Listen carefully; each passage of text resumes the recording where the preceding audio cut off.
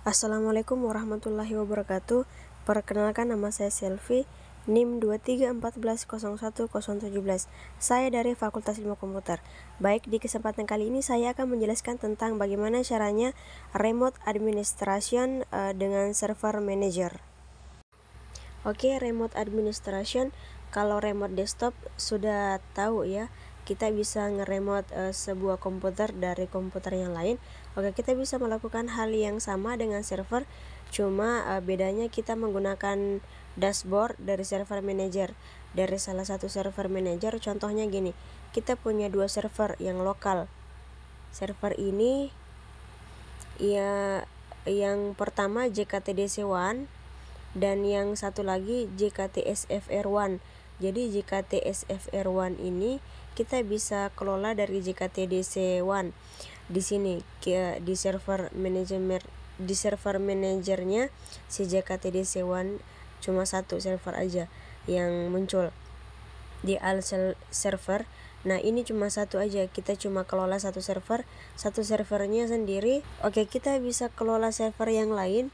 Jadi contohnya si JKT SFR1 ini kita bisa kelola dari sini dengan menambahkan si server tersebut ke sini. Caranya oke, kita masuk di sini.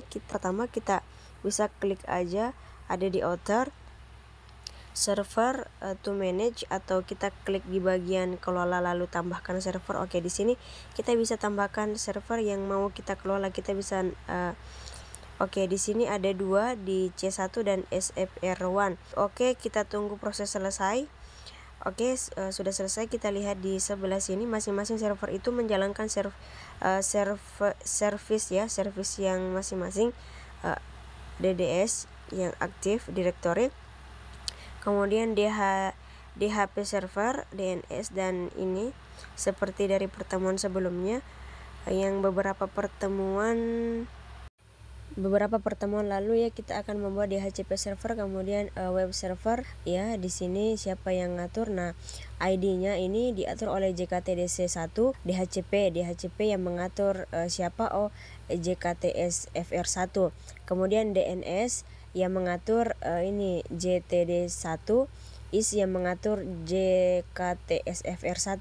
Jadi kita bisa pantau di sini service di manage oleh siapa. Lalu di bagian all server, nah ini all server kita di sini ada dua server yang kita kelola ya, JTDC1 dan JKTSFR1. Di bagian dashboard, nah kita bisa lihat ke bawah, kita gulir ke bawah, di sini ada server group, ada server-servernya dan role-nya masing-masing ya. Kita lihat di sini DNS ini ada di manage oleh satu server, di CF di manage oleh satu server, disk oleh satu server, file and storage service di manage oleh DU server is, di manage oleh SAT server, ini local server. Nah, ini local server ini ya, local server yang sedang kita buka ini ada masalah di sini. Kita abaikan saja dulu. Nah, service ini masalah. Nah, ini kita bisa abaikan kalau mau kita selesaikan masalahnya. Di sini juga enggak ya, masalah ini statusnya di stop. Kita bisa start, ini kan statusnya stop, ini kita klik saja di sini, kemudian kita klik kanan dan start service-nya saja, mau start apa enggak. Oke, start dia. Oke, ini masalah satu lagi. Nah, ini kita bisa pantau masalah masing-masing server di bagian server name. Di JKT ini berarti ada masalah di JKTS itu, klik kanan start. Oh, mau. Oke, itu. Nah, ini salah satu keuntungan dari menggunakan server manager itu ya, ini kita bisa memanage server lain dari satu server aja.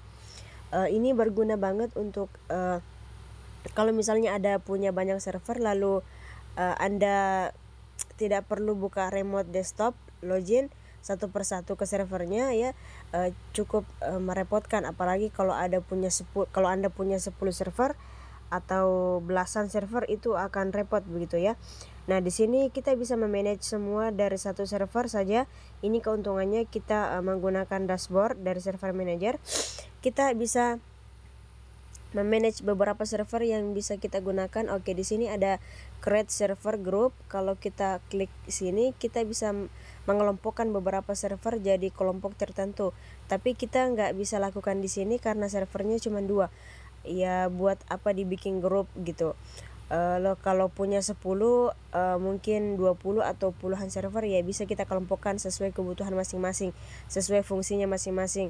Biasanya misalnya ada server khusus file sharing, ayo ya, udah bikin grup khusus service server file sharing bisa, atau bikin grup khusus domain controller bisa, Active Directory juga bisa, atau web server, kelompok web server.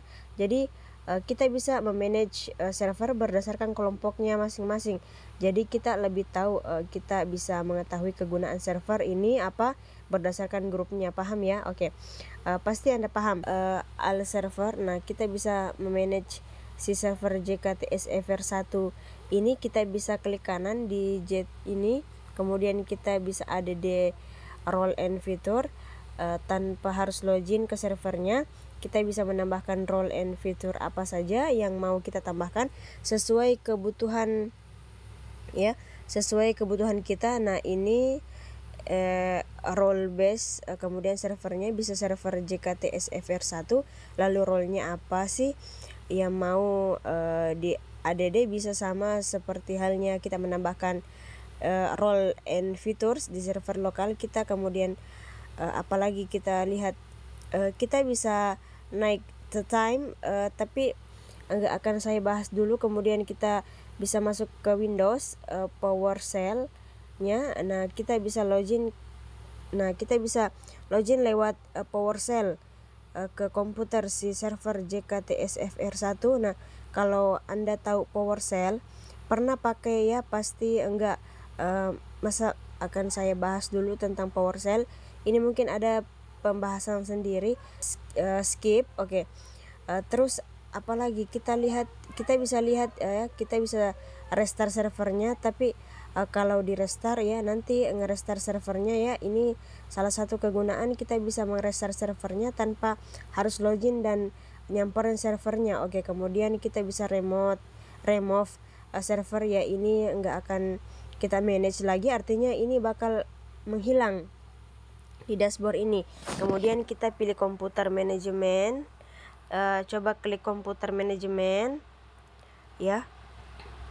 Mau buka apa enggak? Oke, lagi connect ya, lagi connecting. Ternyata ada error. Kenapa ada error seperti ini? Kita lihat penjelasannya di sini. Kita harus ke server ini, enggak bisa kita manage kalau karena kita nggak bisa memanage lewat grup manajemen ya, karena ada service di firewall yang belum diperbolehkan, belum di allow. Kalau Anda mengikuti video sebelumnya, di pertemuan sebelumnya mengenai Windows Firewall, di situ ada penjelasan mengenai allow dan disallow remote access, kemudian allow dan disallow ya. Beberapa service network jadi firewall ini server menghalangi untuk memblokir akses network akses ya.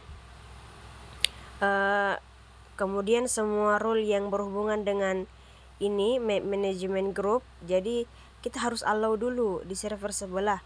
Ini server yang mau kita manage ini. Kalau kita klik komputer manajemen, kebuka, tapi bagian event view-nya nggak bisa kebuka, kosong. Karena padahal event view ini sangat penting isinya. Jadi karena ini berisi kronologis kejadian-kejadian yang terjadi di server. Oke, kita bisa lihat lokal user dan group search foldernya apa saja. Terus session di bagian session.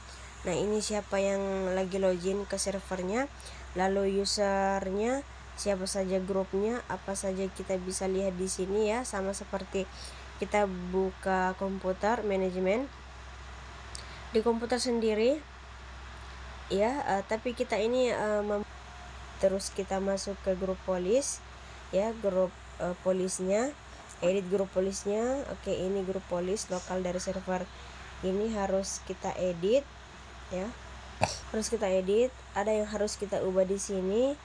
Saya panjangkan dulu sebentar. Oke, kita masuk ke menu Windows setting di bagian komputer, configuration, Windows setting, kemudian security setting, kemudian di bawahnya ada Windows Defender Firewall. Windows Defender Firewall mana ini kurang panjang, saya panjangin begini. Oke, di Windows Defender Wide Advanced Security, Windows P Firewall, kemudian bagi ini inbound rule ada yang beberapa klik kanan. Oke, klik kanan ya, klik next, kemudian semua ini harus kita pilih yang berhubungan dengan remote event look, klik next, lalu allow the connection, klik finish. Udah.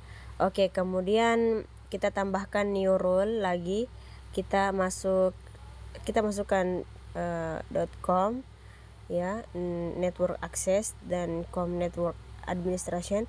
Oke, pilih next. Nah, network access ditambahkan allow di connection, finish, kemudian tambahkan lagi new role, predefine, kemudian com remote administration, next lagi, finish. Oke. Kemudian ada lagi beberapa rule yang kita harus tambahkan, kemudian remote event, monitor remote event, monitor mana remote event monitor. Nah, ini kemudian klik next. Nah, ini pastikan kepilih dua-duanya ini yang berhubungan dengan remote event, monitor allow connection, kemudian finish. Oke, mudah-mudahan cukup. Oke, sekarang kita kembali ke server utama. Oke, kita itu komputer manajemennya tutup dulu, kemudian klik kanan lagi, masuk ke komputer manajemen. Oke, sekarang kebuka, kita lihat di bagian event viewers. Nah, ini ada custom view, ada server route, terus ada Windows log. Nah, ini penting nih yang berhubungan dengan Windows ya, catatan sistem Windows yang lagi berjalan di JKTSFR1 ini. Oke, kita lihat jam, tanggal, bulan, tahun, dan jam berapa terjadi apa gitu. Kemudian bagian security, kemudian setup system. Nah, ini berhubungan dengan sistem Windows ini ya, loginnya apa saja yang bisa dilihat lagi di sini, server, kemudian performanya. Nah, performa ini dari si server JKTSFR1 ini apa kita bisa lihat di sini. Nah, ini ada timenya beberapa, terus ada available memorinya berapa gitu, prosesor informationnya yang interrupt ya,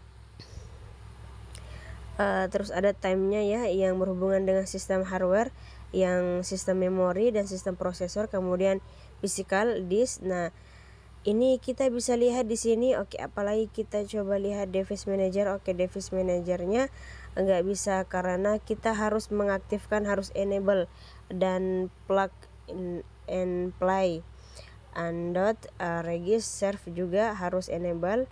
Ini kita klik OK saja. Oke, demikian penjelasan singkat dari praktik singkat mengenai administrasi server, atau lebih tepatnya administrasi jarak jauh melalui server manager. Sebenarnya ada beberapa lagi yang bisa kita lakukan, seperti mengenable beberapa layanan supaya server ini bisa lebih full di remote.